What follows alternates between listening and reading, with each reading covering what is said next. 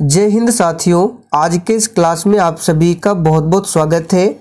तो चलिए इस लुसेंट बुक से आज हम लोग तीसरे टॉपिक को पढ़ेंगे, जिसमें महाजनपद युग, मगध साम्राज्य एवं सिकंदर आक्रमण से संबंधित वो सभी इम्पोर्टेंट प्रश्नों को कवर करेंगे जो सभी प्रतियोगी परीक्षाओं में बार बार पूछे जाते हैं।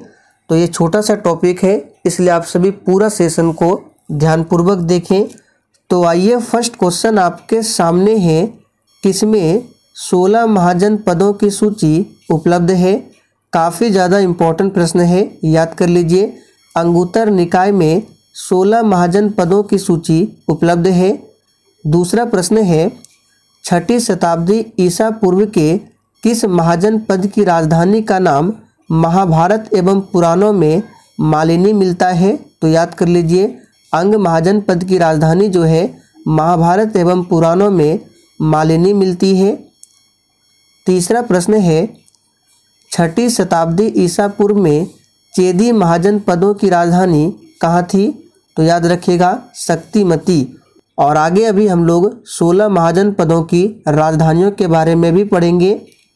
आगे देखिए, 6ठी शताब्दी ईसा पूर्व में ऐसा कौन सा महाजनपद था जहाँ पहले राजतंत्र था किंतु बाद में गणतंत्र स्थापित हो गया था। तो याद रखिएगा, ये महाजनपद था वज्जी। आगे देखिए, अब देखिए यहाँ पे महाजनपद है और उनकी राजधानियाँ दी गई है। तो 16 महाजनपद है, जिसमें मगध की राजधानी बार बार एग्जाम में पूछा जाता है। तो याद रखिएगा, गिरि ब्रज या राजगिरी, ये मगध महाजनपद की राजधानी थी। अंग की राजधानी याद रखिएगा चंपा, वज्जी की राजधानी वैशाली, विंध्य या फिर मिथिला, तीनों ध्यान रखना है। काशी की राजधानी पूछे वाराणसी, वत्स की राजधानी कौशाम्बी, कोसल की राजधानी श्रावस्ती, मल्ल की राजधानी कुशावती, पंचाल की राजधानी अहिच्छत्र या काम्पिल्य। आगे देखिए, चेदी महाजनपद की राजधानी शक्तिमती, कंबोज की राजधानी हाटक, सुरसेन की राजधानी मथुरा, अवंती की राजधानी उज्जैन या फिर महिष्मती, कुरु की राजधानी इंद्रप्रस्थ, मत्स्य की राजधानी विराटनगर, अस्मक की राजधानी पोटली या फिर पोतन और गांधार की राजधानी तक्षशिला। अब 16 महाजनपदों में जो जो इम्पोर्टेंट है आपको बता देते हैं। तो देखिए, बार बार एग्जाम में पूछा जाता है, मगध महाजनपद की राजधानी, अंग की राजधानी, वज्जी की राजधानी, 3 यहाँ पर। और नीचे देखते हैं, नीचे यहाँ पे हो गया अवंती की राजधानी और गांधार की राजधानी। तो ये 5 आपको काफ़ी ज़्यादा इम्पोर्टेंट है, इसे ज़रूर ध्यान रखें। आगे देखिए, 6ठी शताब्दी ईसा पूर्व में प्रसिद्ध नगर कान्यकुब्ज किस राज्य में स्थित था। तो याद रखिएगा, पंचाल में। 6ठी शताब्दी ईसा पूर्व में दक्षिण पश्चिमी कश्मीर तथा अफगानिस्तान के भाग को मिलाकर किस महाजनपद का निर्माण किया गया था। तो याद रखिएगा, कंबोज महाजनपद। 6ठी शताब्दी ईसा पूर्व में कौन सा महाजनपद नेपाल की तलहटी तथा दक्षिण से स्यांदिका नदी के मध्य स्थित था। तो याद रखिएगा, कौशल। महाजनपद युग में श्रेणियों के संचालक को क्या कहा जाता था। तो याद रखिएगा, श्रेष्ठिम कहा जाता था। प्रथम मगध साम्राज्य का उत्कर्ष किस सदी में हुआ था। तो याद रखिएगा, ये भी काफ़ी ज़्यादा इम्पोर्टेंट प्रश्न है। तो ये है 6ठी शताब्दी ईसा पूर्व में। उज्जैन का प्राचीन नाम क्या था। काफ़ी ज़्यादा इम्पोर्टेंट प्रश्न है, याद कर लीजिए, अवंतिका, ये उज्जैन का प्राचीन नाम था।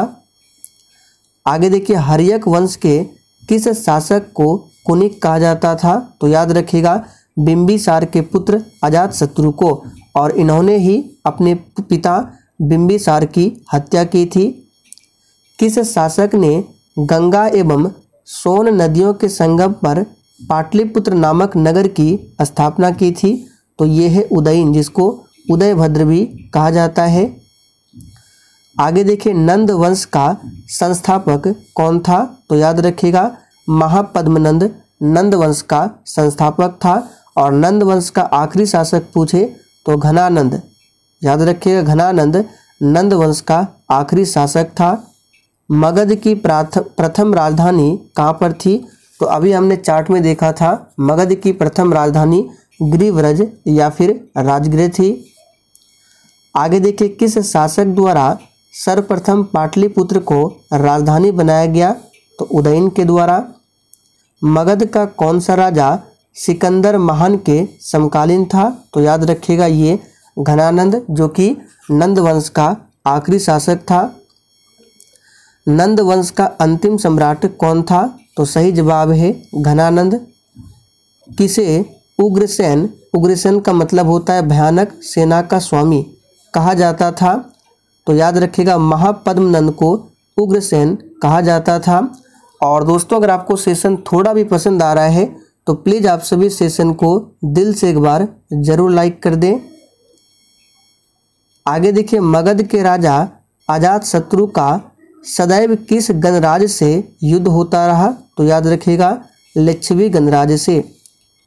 बिंबिसार ने अपने राज्य वैद्य जीवक को किस राज्य के राजा की चिकित्सा के लिए भेजा था? तो अवंती। अगला प्रश्न है, किस शासक ने अवंती को जीतकर मगध का हिस्सा बना दिया? तो याद रखिएगा शिशुनाग ने। कल्पसूत्र की रचना किसने किया था? काफ़ी ज़्यादा इम्पोर्टेंट है, तो भद्रबाहु ने कल्पसूत्र की रचना की है। शिशुनाग वंश का अंतिम शासक कौन था? तो याद रखिएगा नंदीवर्धन शिशुनाग वंश का अंतिम शासक था। बिंबिसार ने किस वंश की स्थापना की थी? तो इन्होंने हर्यक वंश की स्थापना की थी। और देखिए, जितने भी नए अभ्यर्थी चैनल पर पहली बार आए हैं, आप लोग चैनल को सब्सक्राइब कर लीजिए, क्योंकि डेली शाम 7:30 बजे आपको इस चैनल पर बिल्कुल इसी तरह से लुसेंट बुक का topic wise GK GS series मिलेगा। बिंबिसार मगध की गद्दी पर कब बैठा था? तो याद रखिएगा 545 ईसा पूर्व में। बिंबिसार की हत्या किसने किया था? तो अजातशत्रु ने बिंबिसार की हत्या की थी। अजातशत्रु गद्दी पर कब बैठा था? तो 493 ईसा पूर्व में। अजातशत्रु का सुयोग्य मंत्री कौन था? तो वत्सकार अजातशत्रु का सुयोग्य मंत्री था। अजातशत्रु ने किस गणराज्य को मगध में मिलाया था? तो लिच्छवी गणराज्य को अजातशत्रु ने मगध में मिलाया था। अजातशत्रु किस धर्म के अनुयायी थे? तो ये जैन धर्म के अनुयायी थे। आगे देखिए, हर्यक वंश का अंतिम शासक कौन था? तो नागदशक हर्यक वंश का अंतिम शासक था।